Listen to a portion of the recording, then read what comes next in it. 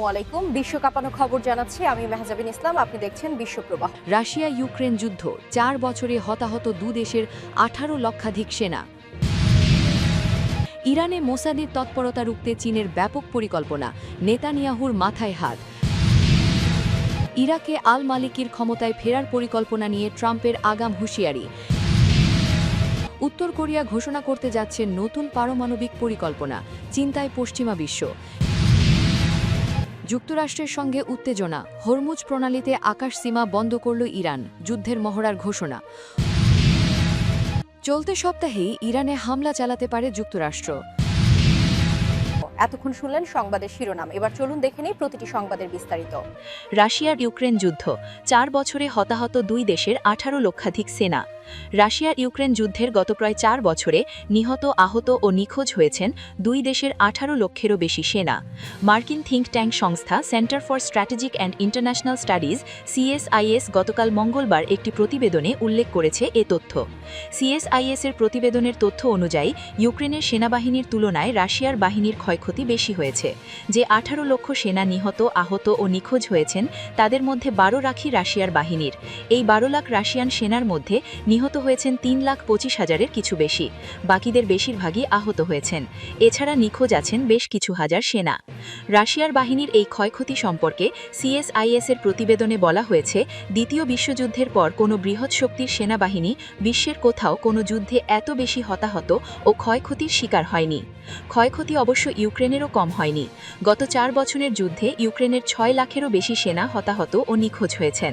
CIS এর তথ্য অনুযায়ী 2022 সালের ফেব্রুয়ারি থেকে 2025 সালের ডিসেম্বর পর্যন্ত ইউক্রেনীয় বাহিনীর 1 লাখ থেকে 1,40,000 সেনা নিহত হয়েছেন। গত 4 বছরের যুদ্ধে রাশিয়া ও ইউক্রেনীয় বাহিনীর 18 লক্ষেরও বেশি সেনা নিহত, আহত ও নিখোঁজ হয়েছেন। যদি এই যুদ্ধ চলতে থাকে তাহলে 2026 সালের বসন্তকাল পর্যন্ত এই সংখ্যা পৌঁছাবে প্রায় 20 লাখে। বলা হয়েছে CSIS এর প্রতিবেদনে, ক্রিমিয়া উপদ্বীপকে রুশ ভূখণ্ডের আনুষ্ঠানিক স্বীকৃতি দেওয়ার প্রতিশ্রুতি দিয়েও তা রক্ষা না করা এবং ন্যাটোর সদস্যপদের জন্য কিয়েভের তদবিরের জেরে কয়েক বছর ধরে টানাপড়ন চলার পর 2022 সালের 24 ফেব্রুয়ারি ইউক্রেনে সামরিক অভিযান শুরু করে রাশিয়ার বাহিনী। রাশিয়ার প্রেসিডেন্ট পুতিনের নির্দেশে শুরু হওয়া সেই অভিযান এখনও চলছে। ইরানে মোসাদের তৎপরতা রুখতে চীনের ব্যাপক পরিকল্পনা, নেতানিয়াহুর মাথায় হাত। ইরানের অভ্যন্তরে কুখ্যাত ইসরায়েলি গোয়েন্দা সংস্থা মোসাদের ক্রমবর্ধমান অনুপ্রবেশ ও গোপন অপারেশন ঠেকাতে বেইজিং এক বিশাল কৌশলগত পরিকল্পনা গ্রহণ করেছে। 2025 সালে ইরানের ভিতরে ইসরায়েলের সুদূর প্রসারী হামলা এবং গুরুত্বপূর্ণ নথিপত্র চুরির মাধ্যমে যে নিরাপত্তা ঘাটতি প্রকাশ পেয়েছে তা চীনকে গভীরভাবে ভাবিয়েছে। চীন মনে করছে মোসাদের এই সক্ষমতা বিশ্ব নিরাপত্তার জন্য একটা প্যান্ডোরা বক্স বা নতুন বিপদ খুলে দিয়েছে।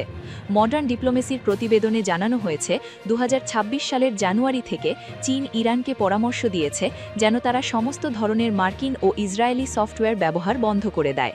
এর পরিবর্তে চীন ইরানকে নিজস্ব ক্লোজড সিস্টেম বা সুরক্ষিত প্রযুক্তি সরবরাহ করছে, যা হ্যাক করা মোসাদের জন্য অত্যন্ত কঠিন হবে। এছাড়াও ইরান মার্কিন GPS-এর ওপর নির্ভরতা কমিয়ে চীনের তৈরি বেইডু ন্যাভিগেশন সিস্টেমে সম্পূর্ণ স্থানান্তরিত হওয়ার পরিকল্পনা করছে। 2025 সালের জুন মাসে ইসরায়েলের সাথে 12 দিনের যুদ্ধের পর ইরানের মিসাইল ভান্ডারের যে ক্ষতি হয়েছে তা কাটিয়ে উঠতে চীন সক্রিয়ভাবে সাহায্য করছে। প্রতিবেদনে উল্লেখ করা হয়েছে, চীন ইরানকে সলিড ফুয়েল কেমিক্যাল যেমন সোডিয়াম পারক্লোরেট এবং নিখুঁত গাইডেন্স সিস্টেম সরবরাহ করছে। এর ফলে ইরানের ব্যালিস্টিক মিসাইলগুলো আরও শক্তিশালী হবে এবং ইসরায়েলি গোয়েন্দারা এগুলোকে কারিগরিভাবে অকেজো করতে পারবে না। ইরানের আকাশসীমায় ইসরায়েলের আধিপত্য কমাতে চীন অত্যাধুনিক রাডার সিস্টেম UYLC-8B এবং JY-27A সরবরাহ করছে। এই রাডারগুলো ইসরায়েলের স্টেলথ বা রাডার ফাঁকি দিতে সক্ষম F-35 যুদ্ধবিমান স্টিক্ত করতে পারে। বেইজিংয়ের লক্ষ্য হল মধ্যপ্রাচ্যে এমন এক শক্তির ভারসাম্য তৈরি করা যেখানে ইসরায়েল এককভাবে আধিপত্য বিস্তার না করতে পারে। চীন শুধু তথ্য দিয়েই ক্ষান্ত নয়, বরং তারা সাংহাই সহযোগিতা সংস্থা SCO এর মাধ্যমে একটা আঞ্চলিক নিরাপত্তা কেন্দ্র স্থাপনের উদ্যোগ নিয়েছে। এর মাধ্যমে চীন, রাশিয়া এবং ইরান নিজেদের মধ্যে গোয়েন্দা তথ্য আদান প্রদান করবে, যাতে মোসাদ বা CIA এর যে কোনো গোপন নাশকতা নাশকতামূলক কার্যক্রম আগেভাগেই নস্যাৎ করা যায়। বিশ্লেষকরা বলছেন, ইরানের বর্তমান সরকারের স্থিতিশীলতা চীনের জন্য অত্যন্ত গুরুত্বপূর্ণ। বেইজিংয়ের বিশাল বিনিয়োগ প্রকল্প belt and road initiative BRI এবং জ্বালানি আমদানির পথগুলো যেমন হরমুজ প্রণালী ও লোহিত সাগর সুরক্ষিত রাখতে ইরানের স্থিতিশীলতা অপরিহার্য। চীন মনে করে, মোসাদের অনুপ্রবেশ যদি ইরান সরকারকে অস্থিতিশীল করে তোলে তাহলে সেটা সরাসরি চীনের অর্থনৈতিক স্বার্থে আঘাত হানবে। ইরাকে আল মালিকির ক্ষমতায় ফেরার পরিকল্পনা নিয়ে ট্রাম্পের আগাম হুঁশিয়ারি। যুক্তরাষ্ট্রের প্রেসিডেন্ট ডোনাল্ড ট্রাম্প ইরাককে সতর্ক করে বলেছেন, সাবেক প্রধানমন্ত্রী নুরি আল মালিকিকে আবার ক্ষমতায় আনার চেষ্টা করলে দেশটি দারিদ্র্য ও বিশৃঙ্খলার মধ্যে পড়তে পারে। ট্রাম্প মঙ্গলবার ২৭ জানুয়ারি সোশ্যাল মিডিয়ায় লিখেছেন, এটা আর ঘটতে দেওয়া উচিত নয়। যদি আল মালিকি নির্বাচিত হন, আমেরিকা ইরাককে সাহায্য করবে না। সাহায্য না পেলে ইরাক কখনোই সফল বা সমৃদ্ধ হতে পারবে না। ইরাককে আবার শক্তিশালী করুন। নুরি আল মালিকি ইসলামিক দাওয়া পার্টির নেতা এবং ২০০৬ থেকে ২০১৪ পর্যন্ত দুইবার ইরাকের প্রধানমন্ত্রী হিসেবে দায়িত্ব পালন করেছেন।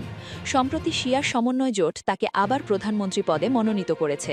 নভেম্বরে অনুষ্ঠিত সংসদীয় নির্বাচনে শিয়া জোট ৩২৯টি আসনের মধ্যে ১৮৭টি জয়ী হয়েছে। ইরাকের রাষ্ট্রপতি আব্দুল লাতিফ রাশিদ আল মালিকিকে অভিনন্দন জানিয়েছেন এবং আশা প্রকাশ করেছেন, আল মালিকির নেতৃত্ব দেশকে রাজনৈতিক স্থিতিশীলতা, অংশীদারিত্ব ও উন্নয়নের দিকে এগিয়ে নিয়ে যাবে। আল মালিকি ১৯৫০ সালে জন্মগ্রহণ করেন এবং ১৯৬৮ সালে দাওয়া পার্টিতে যোগ দেন। সাদ্দাম হুসেনের শাসনের সময় তিনি ইরানে আশ্রয় নেন। ২০০৩ সালে মার্কিন নেতৃত্বাধীন আগ্রাসনের পর সাদ্দামের পতনের পর ইরাক দীর্ঘদিন অস্থিতিশীলতার মধ্যে ছিল। আল মালিকির প্রশাসনের সময়, বিশেষ করে ২০১৩ থেকে ২০১৪ সালে আইএসআইএস ইরাকের বড় অংশ দখল করেছিল। মার্কিন বিশেষ দূত মার্ক সাভাইয়ার সতর্ক করেছেন, ইরাকি নেতাদের বর্তমান সিদ্ধান্ত আগামী দিনে নির্ধারণ করবে দেশ শক্তিশালী ও সার্বভৌম হবে নাকি আবার খণ্ডিত ও পতনের পথে যাবে। বর্তমান পরিস্থিতি এবং আন্তর্জাতিক হুঁশিয়ারির মধ্যে ইরাকের ভবিষ্যৎ রাজনৈতিক স্থিতিশীলতা ও উন্নয়নের উপর নির্ভর করছে।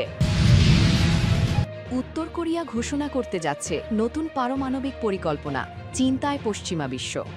উত্তর কোরিয়া শিগগিরই নতুন পারমাণবিক পরিকল্পনা ঘোষণা করতে যাচ্ছে। দেশটির নেতা কিম জং উন জানিয়েছেন, আসন্ন ক্ষমতাসীন ওয়ার্কার্স পার্টির কংগ্রেসে দলীয় সর্বোচ্চ বৈঠকে দেশের পারমাণবিক প্রতিরোধ ক্ষমতা আরও শক্তিশালী করার জন্য নতুন কর্মপরিকল্পনা প্রকাশ করা হবে। মঙ্গলবার কিম একটি ব্যালিস্টিক ক্ষেপণাস্ত্র পরীক্ষার তত্ত্বাবধানের সময় এই কথা জানান। রাষ্ট্রীয় সংবাদ সংস্থা KCNA জানিয়েছে, কিমের বক্তব্য অনুযায়ী এই পরিকল্পনার মূল উদ্দেশ্য দেশের পারমাণবিক যুদ্ধ প্রতিরোধ ক্ষমতা জোরদার করা।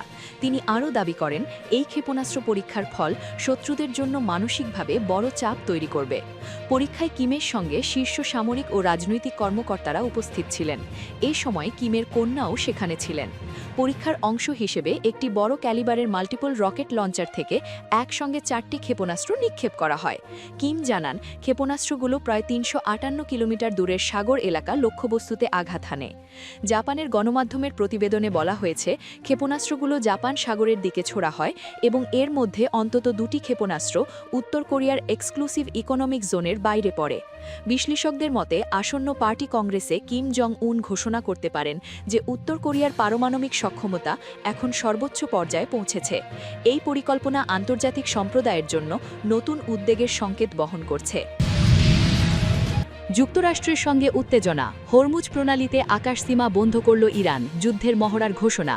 মধ্যপ্রাচ্যে মার্কিন সামরিক সরঞ্জাম পৌঁছানোর কিছুক্ষণ পরে হরমুজ প্রণালীর কাছে আকাশসীমায় সরাসরি গুলি চালানোর সামরিক মহড়ার ঘোষণা করেছে ইরান। এ কারণে বিমান বাহিনীর কাছে একটি নোটিশ জারি করেছে ইরান, যা এই অঞ্চলের তীব্র উত্তেজনাকে প্রতিফলিত করে। মঙ্গলবার প্রকাশিত হয়েছে নোটিশটি। এতে বিমান চলাচল সংক্রান্ত সতর্কতায় বলা হয়েছে, ইরানি বাহিনী ২৭ থেকে ২৯ জানুয়ারি পর্যন্ত প্রণালীর চারপাশে 5 নটিক্যাল মাইল ব্যাসার্ধের মধ্যে লাইভ ফায়ার মহড়া চালাবে। নোটিশে বলা হয়, নির্ধারিত এলাকার আকাশসীমা ভূমিস্তর থেকে ২৫,০০০ ফুট পর্যন্ত সামরিক মহড়ার সময়কালী বিপজ্জনক বলে ধরা হবে। হরমুজ প্রণালী বিশ্ব বাণিজ্যের জন্য একটি স্ট্র্যাটেজিক বাধা, যেখানে প্রতিদিন লক্ষ লক্ষ ব্যারেল অপ্রশোধিত তেল এখান দিয়ে যাতায়াত করে। সেখানে যে কোনো বিঘ্ন প্রায়শই আন্তর্জাতিক জ্বালানি বাজারে সংকট সৃষ্টি করে এবং ভূ রাজনৈতিক উদ্বেগগুলোকে বাড়িয়ে তোলে। এদিকে এই অঞ্চলে অঞ্চলে মার্কিন সামরিক তৎপরতা বৃদ্ধির মধ্যে NOTAM এই পদক্ষেপ গ্রহণ করেছে ইরান, কারণ মার্কিন বিমান বাহিনীও বিশাল এলাকা জুড়ে প্রস্তুতিমূলক মহড়ার ঘোষণা করেছে, যার উদ্দেশ্য মধ্যপ্রাচ্যে মার্কিন টেকসই ক্ষমতা প্রদর্শন করা। ওয়াশিংটনের কর্মকর্তারা বলেছেন, তেহরানের সঙ্গে মোকাবেলা করার জন্য সমস্ত বিকল্প এখনও টেবিলে রয়েছে, যার মধ্যে সামরিক পদক্ষেপের সম্ভাবনাও রয়েছে, যেহেতু মার্কিন যুক্তরাষ্ট্র এবং ইসরায়েল ইরানের প্রভাব মোকাবেলার জন্য চেষ্টা করছে। এর আগেও ইরানের সঙ্গে 12 দিনের সংঘর্ষে ইসরায়েলকে সমর্থন করে হামলা চালায় যুক্তরাষ্ট্র। অন্যদিকে ইরানি কর্তৃপক্ষ সতর্ক করে দিয়েছেন, যে কোনো আক্রমণের প্রতিক্রিয়ায় দ্রুত এবং ব্যাপক প্রতিক্রিয়া জানাতে তারাও প্রস্তুত। ইরানে কয়েক সপ্তাহ আগে অর্থনৈতিক সংকট থেকে ব্যাপক বিক্ষোভ শুরু হয়। সরকার বিক্ষোভকারীদের ওপর দমনপীড়ন চালালে ট্রাম্প হুঁশিয়ারি দিয়েছিলেন, বিক্ষোভকারীদের হত্যা করা হলে ইরানে হামলা চালাবে যুক্তরাষ্ট্র। পরে ইরান বিক্ষোভকারীদের মৃত্যুদণ্ড দেওয়া থেকে সরে আসে। এদিকে ইরানের সঙ্গে উত্তেজনার মধ্যেই মধ্যপ্রাচ্যে যুক্তরাষ্ট্রের যুদ্ধজাহাজ এবং সামরিক সরঞ্জাম পৌঁছেছে। কর্মকর্তারা রয়টার্সকে জানিয়েছেন, বিমানবাহী রণতরী USS আব্রাহাম লিঙ্কন এবং বেশ কয়েকটি গাইডেড মিসাইল ডেস্ট্রয়ার মধ্যপ্রাচ্যের অঞ্চলে প্রবেশ করেছে, যা মার্কিন সেনাবাহিনীর সেন্ট্রাল কমান্ডের অধীনে আসে। চলতি সপ্তাহেই ইরানে হামলা চালাতে পারে যুক্তরাষ্ট্র। এ হামলায় দেশটির উচ্চপদস্থ কর্মকর্তাদের টার্গেট করা হতে পারে। মধ্যপ্রাচ্যের গালফ অঞ্চলের কর্মকর্তাদের বরাতে এ তথ্য জানিয়েছে সংবাদ মাধ্যম মিডল ইস্ট আই। তারা বলেছেন, হামলা এ সপ্তাহে হওয়ার সম্ভাবনা আছে, কিন্তু সময় আবার পরিবর্তনও হতে পারে। মঙ্গলবার মধ্যপ্রাচ্যে মার্কিন বিমানবাহী রণতরী এবং যুদ্ধজাহাজ পৌঁছেছে, যা ইরানের ওপর সম্ভাব্য মার্কিন হামলার আশঙ্কা অনেকটাই বাড়িয়েছে। তবে ইরান জানিয়েছে, মার্কিন আগ্রাসনের বিরুদ্ধে প্রতিশোধ নিতে তারা প্রস্তুত। ইরানি কর্মকর্তারা বলেছেন, বিমানবাহী রণতরী USS আব্রাহাম লিঙ্কন এবং বেশ কয়েকটি গাইডেড মিসাইল ডেস্ট্রয়ার মধ্যপ্রাচ্যের অঞ্চলে প্রবেশ করেছে, যা মার্কিন সেনাবাহিনীর সেন্ট্রাল কমান্ডের অধীনে আসে। তারা বলেন, যদি ইরানে যুক্তরাষ্ট্র হামলা চালায়, তাহলে মার্কিন বিমানবাহী রণতরী লক্ষ্য করে শত শত ক্ষেপণাস্ত্র ছুড়বে তেহরান। খবর TRT ওয়ার্ল্ড, ইরনা ও আল জাজিরার। ইরানে হামলা চালালে দেশটির পাল্টা হামলা কেমন হবে সেটি নিয়ে এখন আলাপ আলোচনা চলছে। ওই কর্মকর্তারা বলেছেন, ট্রাম্প প্রশাসনের মধ্যে যে আলোচনা চলছে সেটি এখন অনেকটাই উত্তপ্ত। ইরানে গত মাসের শেষের দিকে সরকার বিরোধী আন্দোলন শুরু হয়, যা কঠোরভাবে দমন করে দেশটির সরকার। ওই সময় থেকেই বিক্ষোভকারীদের হত্যার অজুহাতে ইরানে হামলার হুমকি দিয়ে আসছে যুক্তরাষ্ট্র। ইরান যখন বিক্ষোভ নিয়ন্ত্রণে নিয়ে আসে, তখন বিক্ষোভকারীদের সরকারি প্রতিষ্ঠান নিয়ন্ত্রণে নেওয়ার আহ্বান জানিয়েছিলেন মার্কিন প্রেসিডেন্ট ডোনাল্ড ট্রাম্প, কিন্তু তিনি 2 দিন পরই আবার বলেন, সরকার বিক্ষোভকারীদের আর হত্যা করছে না, যা নির্দেশ করেছিল ট্রাম্প হামলার পরিকল্পনা বাদ দিয়েছেন। তবে অনেকে বলেছিলেন, ইরানে হামলার আগে পরিকল্পনা আড়াল রাখতে তিনি এমন মন্তব্য করেছিলেন। যদিও কেউ কেউ আবার বলেছেন, ট্রাম্প সত্যিই হামলা ইচ্ছা থেকে সরে গেছেন। ইরানে চরম উত্তেজনার মধ্যে যুক্তরাষ্ট্রের সঙ্গে আলোচনা করে সৌদি আরব, কাতার এবং ওমান, এই 3টি দেশ ইরানের সরাসরি হামলার বিরোধিতা করে। মার্কিন একটি সূত্র মিডল ইস্ট আইকে অবশ্য জানিয়েছে, ওই সময় হামলা না চালানো ছিল সাময়িক। দেশটির একটি গোয়েন্দা সূত্র মিডল ইস্ট আইকে জানিয়েছেন, ট্রাম্প এখনও ইরানের সরকার পরিবর্তনের পরিকল্পনা বাদ দেননি। এদিকে US সেন্ট্রাল কমান্ড এক্সে একটি পোস্টে জানায়, লিঙ্কনের স্ট্রাইক গ্রুপ এই অঞ্চলে পৌঁছেছে। জাহাজগুলোকে বর্তমানে আঞ্চলিক নিরাপত্তা ও স্থিতিশীলতার জন্য মধ্যপ্রাচ্যে মোতায়েন করা হয়েছে। গত সপ্তাহে এ বিষয়ে মার্কিন প্রেসিডেন্ট ডোনাল্ড ট্রাম্প বলেছিলেন, ওয়াশিংটন এই অঞ্চলে পরিস্থিতি পর্যবেক্ষণের জন্য একটি বিশাল নৌবহর পাঠাচ্ছে। যুক্তরাষ্ট্র গত জুন মাসে ইরানের বিরুদ্ধে 12 দিনের যুদ্ধে ইসরায়েলকে সমর্থন করেছিল এবং সংক্ষিপ্তভাবে যোগও দিয়েছিল। এছাড়া ট্রাম্প গত সপ্তাহে ইরানের বিরুদ্ধে নতুন সামরিক হামলার হুমকি থেকে সরে আসতে দেখা গেলেও তিনি কখনো বিকল্পটি বাতিল করেননি।